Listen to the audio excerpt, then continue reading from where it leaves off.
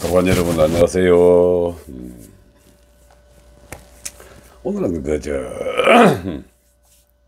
제가 도사로서가 아니라 박사로서 현실계의 세상 얘기를 한번 해볼까 합니다. 특히 그 중에서 이제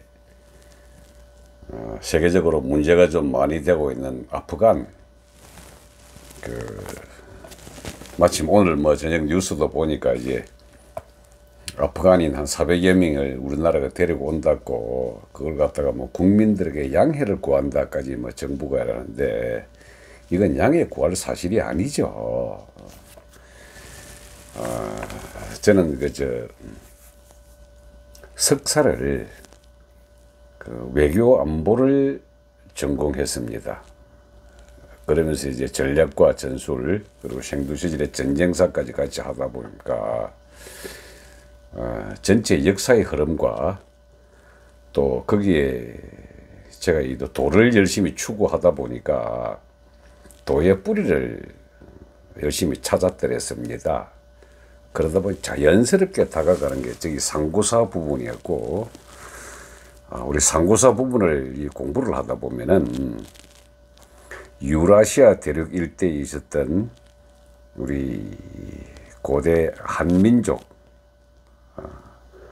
한민족이 소위 말하는 유럽과 아시아 일대 전체를 다 어우르고 있는 환단고기에 나와 있는 12개의 한국, 12황국, 이 문제를 또 사실로 믿지 않을 수가 없었고, 그 중에 우리의 뿌리가 이제 파미르 고원이기 때문에 현재의 파미르 고원의 국각에 있는 나라가 키르기스탄입니다. 그게 키르기스탄과 접하고 있는 이 나라가 바로 아프가니스탄이고, 그 옆에 다 스탄자가 다 붙어 있죠. 파키스탄, 우즈베키스탄, 그리고 중국 일대가 다 이제 5개의 나라와 국경을 접하고 있는 게 아프가니스탄인데, 이 역시 우리 상부 시절에 우리와 같은 종족이었습니다. 이렇게 여러분, 같은 종족이라 그러면은 생김새 다르고 모양 다르고 하는데 어떻게 종족이냐 그러지만은, 고대 상고 시절에 제가 이야기했죠. 한번 이거 영지주의였다고. 얼굴 다르고 민족이 다 다르지만은 생각을 하나로 통일해 가지고 그 생각 전체를 갖고 있는 그 나라들은 우리 신앙을 같이 하고 믿음을 같이 하고, 그리고 존재의 근원을 같이 하고, 이런 나라는 전부 다 거대한 우리의 하나의 연방체였습니다. 이렇게. 그래서 눈이 파랗고 코가 크고 하는 코카서스 인종이라든지, 알타이 산맥과 우랄 산맥, 그리고 아프가니스탄 저 가운데를 통과하는 건 힌두쿠시 산맥이죠. 다 파미르 고원 일대 옆으로 번져나가 있는 나라들입니다. 이제 참 아프간 불쌍한 나라지만은, 옛날 징기스칸이 아프가니스탄 점령할 때는요, 같은 동족이라 그래가지고 그대로 나라를 확 개방해 버렸습니다. 우리 범타타르 계열이고, 사용하는 언어 자체가 이제 범어 전체를 하면서 분화된 언어지만은 원래는 하나였다 그래가지고 징기스칸은 피 한 봉을 안 흘리고 다 점령했거든요. 나중에 이제 영국이 들어와서는 작살 한번 나고, 러시아 들어와서는 더 박살 나고, 미국 가서도 또 박살 나고 또 지고 이래가지고 제국의 무덤이라고 이름 붙였지만은, 저거 옛날 우리와 같이 생각을 공유했던 같은 족속들입니다. 저는 이제 상고사 공부를 한참 하면서 이 영적인 분야만 계속 공부를 했었는데, 이게 지리적과 언어적, 문화적 분야로 공부를 계속한 친구가 우리의 유튜브에 한때 많이 공부했던 몽고대학 박사 김정민이라고 있었습니다. 김정민 박사의 이 내용을 한번 들어보면은 제가, 이야, 이 친구 참 공부 많이 했다. 물론 본인은 이제 카자흐스탄 알마티 국립대학에서도 공부하고 몽골 대학에서도 공부하고 해가지고 중동 지방까지 전 섭렵하면서 생활 자체를 그렇게 하다 보니까 이 친구 정말 우리 저 상고서 공부하거나 도 공부하거나 이 유라시아 민족계에 대해 한 인류라 하는 이런 공부를 하는 사람 입장에서는 김정민 박사 같은 경우 굉장히 소중한 인적 자원입니다. 저런 공부한 사람이 참 드뭅니다. 더구나 제가 이제 민족의 뿌리를 찾는다 그래가지고 참 곳곳을 다 다니고 뭐 바이칼 호수부터 해가지고 몽고 이렇게 계속해서 한번 다녔던 그 경험에 비추어 봤을 때 고구려는 만주시방이 아니고 홉스골 호수를 그리고 바이칼 호수 일대를 누비고 있던 엄청나게 큰 거대한 민족이었다, 거대한 제국이었다 하는 걸 온몸으로 느끼고 있었는데, 이 친구가 하는 주장 중에서 어떤 나라든지 고대 시대에는 수도가 있는 곳에는 반드시 천문대가 존재를 했고, 고구려의 천문대는 홉스골 호수 그 근방에 있는 현재의 바이칼 호수 옆에 있는 울란우대라고 하는 거기가 거의 고구려의 수도가 아니었겠나 하고 추정을 하길래, 저는 추정이 아니라 그 사실이라고 믿고 있습니다. 이게 그렇게 해서 이제 바이칼과 홉스골 호수 근처에 있던 이 몽고 그 북방으로 가면은 뭐 반드시 중국과 경계를 떼고 있는 아프가니스탄, 서탄자가 붙은 나라가 많죠. 아프가니스탄 북쪽에 보면은 와칸 회랑이라고 이 조그마한 회랑이 하나 들어있어가지고 여기가 이제 주로 게릴라 전투원들의 주로 목 지점인데, 이 일대가 중국의 신장 위구르 지역입니다. 이렇게. 그리고 신장이란 말이 새로 만들어진 서역이란 소리거든요. 중국 애들이 거기까지 넘어가서 자기 나라로 만들었지만은 원래는 그게 서탄자가 붙어있던 중앙아시아 일대 우리 민족들의 한 부류입니다. 그게. 더군다나 위구르가 지금 뭐 IS가 많이 달라붙어가지고 그쪽 지역이 안 좋다 그러지만은, 위구르인 완전히 우리 결례입니다. 결례. 우리 결례란 말이 까마귀란 말에서 까마귀란 말이란 말 혹시 들었는지 모르겠네. 결례의 그 옛말이 케레이고요. 케레이의 뜻이 까마귀란 뜻이고, 그런 칸케레, 큰 까마귀라는 소리는 우리말로 갈가마귀입니다. 갈가마귀. 그래서 칸케레, 이게 우리 지금 하는 한겨레죠. 한겨레. 한겨레 신문사 이 애들도 한겨레 말이 원래 그 뜻을 잘 모를 겁니다. 아마. 이 갈가마귀란 소리거든요. 한겨레란 말이. 우리 민족이 옛날에 조이족으로 불렸거든요. 동이족 이전에 조이족으로 불렸고, 그 조이라는 게 세조자입니다. 그 조는 까마귀를 뜻하는 조고요. 우리가 전통 무덤에 나오는 벽화에 보면은 해 속에 들어있는 삼조고 있지 않습니까? 발셋 달린 검은 까마귀. 그거 다 우리 조이족으로 상징하는 문화입니다. 그게. 그런데 그 조이족이 갖고 있는 여러 가지 범타타르주의가 서탄자, 지금 현재 중앙아시아 서탄자 붙은 나라입니다. 파키스탄, 우즈베키스탄, 키르기스탄, 아프가니스탄이죠. 지금 저 나라 망해가지고요. 망했다기보다도 이제 소위 말하는 7세기 이전에 이슬람 근본주의로 돌아가는 탈레반들에 해가지고 이제 나라가 완전히 바뀌어 버렸는데, 탈레반이라는 말 자체가 족속 이름이 파슈툰족이거든요. 아프간 전체의 한 40%를 차지하고 있는. 그럼 나머지 한 60%가 이제 다른 족속들이지만은 아프간 사람들의 주류가 파슈툰족입니다. 원래 이 파슈툰족들에게 미국도 무기 대주고 러시아하고 싸움한다고 미국이 무기 대줬다가 나중에 갈 때 파키스탄도 무기 대주고, 그래가지고 결국은 저 파슈툰족들은 없는 돈이지만 외세가 돈 다 대주고 해가지고 이제 결국 이제 아프간 정치 권력을 다 정치를 하게 됐는데,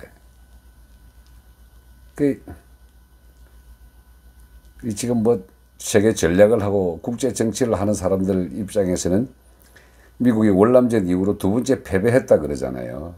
근데 저는 그래 안 봅니다. 중국 포위망의 일부분입니다. 이제 한번 두고 보시죠. 이제 길게 바라보는데 짧게 본 게 아니고, 미국이 철수하게 된 것은요, 중국이 이제 한번 당해보라고 이야기했지. 중국 고립 작전에 나가는 미국의 거대한 전략의 일부분으로 보여집니다. 그 1대1로란 말 여러분 많이 들어보시죠. 중국 소위 말하는 실크로드, 이게 일로고요. 일대라고 하는 건 이제 해양 자기들의 무역로 하는 게 일대고, 실크로드 만드는데, 실크로드를 가는 가장 좋은 핵심이 그 아프간입니다. 그 중국은 이제 실크로드 핵심으로 아프간 제거하고 어떻게 잘해보려고 벌써 탈레반 인정을 하고 들어갔는데, 제가 이점에서 미국의 세계 전략 중에서요, 1990년대 초반에 미국이 발표했던 그 세계 전략 중에, 이 러시아가 무너지고 난 다음에 앞으로는 미국의 주적이 중국이 될 것이다 그러면서 중국 3분할 정책을 해내었던 그 시스템이 지금도 유지하고 있다는 거, 참 미국이라는 나라 무섭습니다. 어떻게 중국을 3분할 하느냐. 신장 위구르 지역 일대를 갖다가 하나로 독립된 국가로 두고, 만주와 몽골 일대를 또 하나의 이제 국가로 두고, 현재의 중국 공산당 정부는 상해를 중심으로 밑에 쪼그라뜨린다는 게 중국 3분할 정책입니다. 그렇게 3분할 정책을 하면서 미국의 입장에서 가장 중요한 그 부동산 가치가 있는 곳이 한국보다 오히려 북한이었거든요.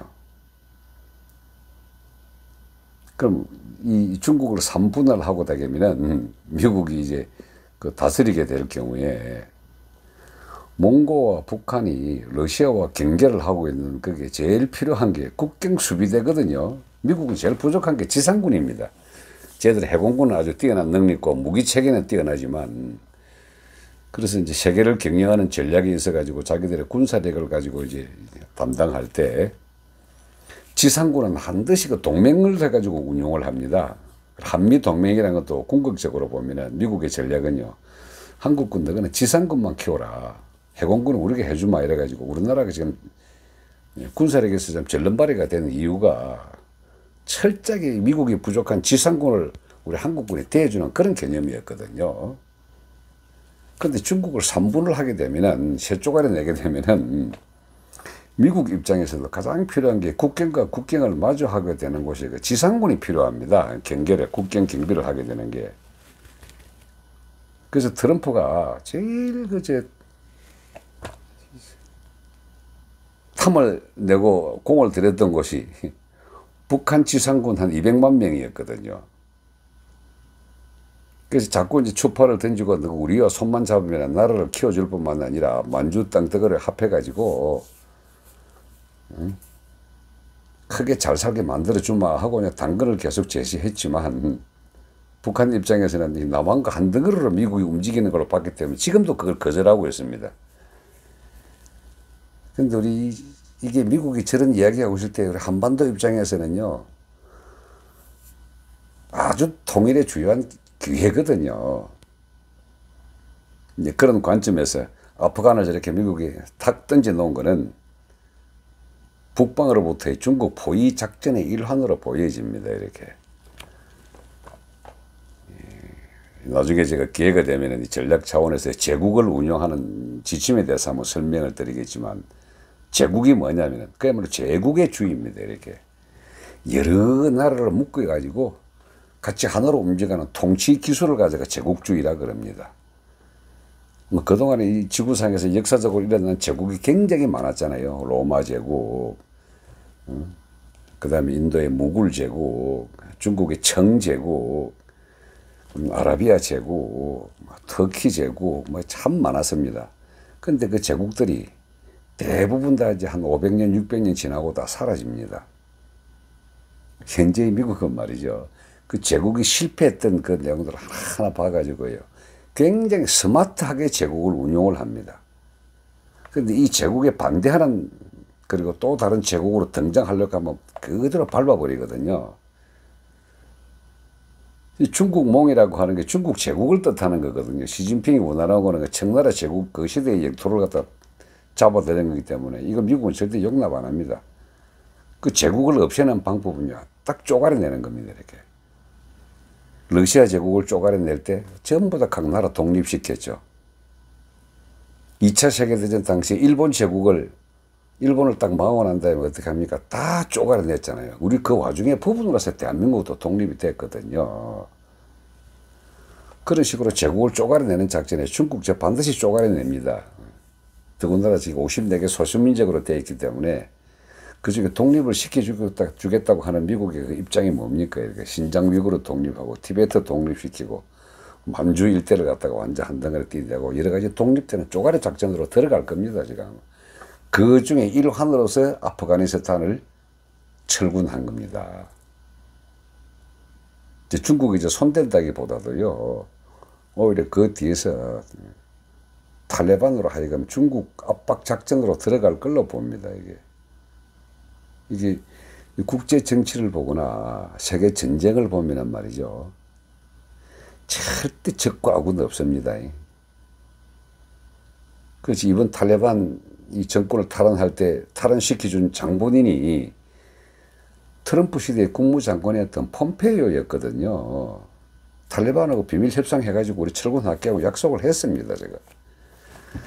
그래서 이 통상 어떤 이 정치를 보거나 군사 작전을 보거나 하면은 정상적인 작전이 아니라 그 밑에 들어있는 공작을 봐야 합니다. 공작을 보면 참 추합니다. 지저분하고. 그 월남도 말이죠. 월남이 그냥 망했다고 미국이 그냥 진 전쟁이라고 하지만 아니잖아요. 음성적으로 이 월명군하고 미국이 이미 다 협조를 해가지고 그때 철군합니다. 지금 아프간도 마찬가지로 탈레반하고 미국은 사전에 다 이야기하고 다 빠져나왔습니다. 제가 지난번에 북한 김정의하고 이제 트럼프하고 하노이에서 회담한다 그랬을 때 제가 그때 부들짝 놀랬거든요. 우리도 월남골 나는 거 아닌가. 왜? 북한이라고 하는 부동산 가치가 너무 뛰어난 곳을 부동산 업자가 알고 있기 때문에 한국 쉽게 포기 가능하거든요. 남한은. 그럼 지금 미국 입장에서는요, 남한 주도 통일을 바라는 거 아닙니다. 통일된 한국을 바라는데 그것이 사회주의가 됐든 공산주의가 됐든 상관이 없습니다. 이게 지독합니다. 제국주의 운용하는 이런 친구들 입장에서는. 자, 그 과정에서 아프간을 갖다가 저렇게 넘겨줬습니다. 미국은 누가 되든 통일된 아프간을 원하는 것이지, 그리고 그곳에 중국과의 게임을 통해 가지고 중국을 괴롭히게 만드는 작전입니다. 이거. 그러고 중국 쪼가려내는 작전을 들어가기 때문에 이 탈레반의 지금 현재 뭐 정치가 어떻니, 그들이 뭐 포기한 이유는 뭐 겉으로 드러나는 거는 정부 관리가 부패해가지고 나라를 맺을 수가 없다는 등 여러 가지 이야기들이 나오지만은 그거는 밖으로 드러난 대의 명분이고요. 속으로 들어가 보면 이게 중국 쪼가려내기 작전의 일부분으로서 아프간을 이용을 한 걸로 봅니다. 도인이 이런 말 하니까 이상하죠? 제가 52전에는 국제정치와 전쟁사를 전공을 했기 때문에 그 뒤에 흐르는 빙하를 보고 있습니다.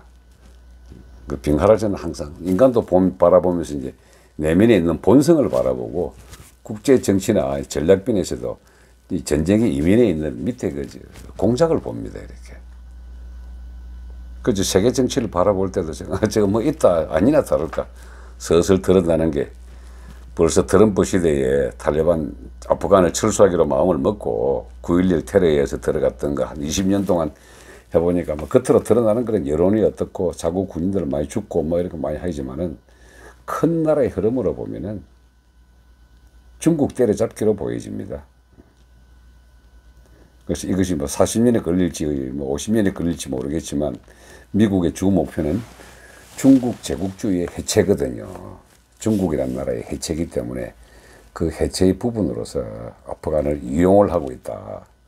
그리고 우리 상고시대의 범타타르 계열로 바라봤을 때 아프간에서 그저 탈출하는 사람들 우리나라가 받아들이는 건 너무나 당연한 겁니다. 왜?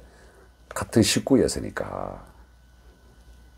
그 파미르 고원 거기서 뻗어나가 있는 시위 한국, 그 시위 한국의 부분으로서 우리 한민족, 한결에 그 저쪽에 있는 서탄자 붙은 나라를 카자흐, 서탄, 뭐 이런 서탄자 붙은 나라들 다 한때 우리로부터 뻗어져 나간 같은 생각을 공유하고 있는 우리 민족이었습니다.